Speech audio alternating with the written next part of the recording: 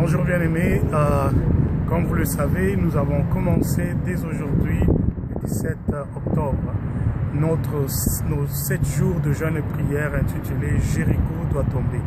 7 jours de 7 tours tout autour de ces murailles de géants de nos vies. Comme vous voyez derrière moi, Jéricho, selon Josué chapitre 1er, dans le livre de Josué, on nous décrit Jéricho comme étant une ville barricadée, chapitre 6, verset 1. Jéricho était barricadé, élevé, il n'y avait pas moyen d'entrer et de sortir. Et j'ai bien choisi une illustration derrière moi pour vous donner une idée de comment étaient construites les anciennes villes.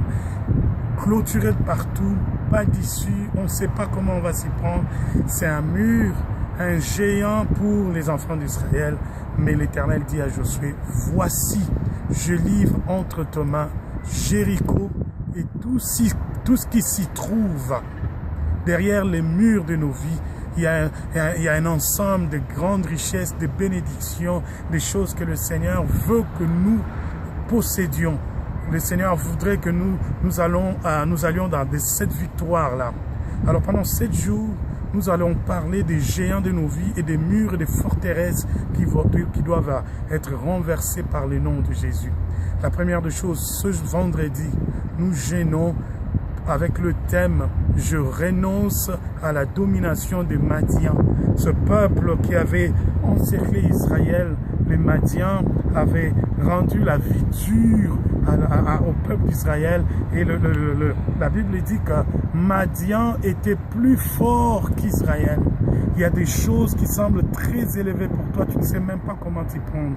Les géants de la lignée de nos pères, de nos mères, des tribus où on est né, des clans où on est né, des villes où on est né, des nations où on est né. Il y a des gens qui, avant nous, avaient fait des pactes dans le monde des ténèbres. S'étaient livrés à des pratiques occultes et idolâtres qui ont fait que nous payons le prix et les conséquences de ces temps de rejet du trône de Dieu. Les gens avaient rejeté Dieu, comme du temps de Jéthro. De Gédéon, le Seigneur va parler à Gédéon.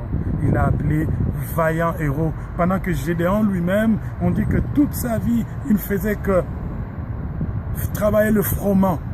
Et quand il travaillait durement, il ne profitait même pas du fruit de son travail. La Bible dit qu'il travaillait durement, mais c'était pour le cacher, parce qu'ils avaient peur des Madian qui arrivaient. Et quand une fois ils arrivaient, ils détruisaient toute la sémence, tout le travail que Israël faisait, si bien que la vie d'Israël était devenue pénible, sous un joug difficile à porter.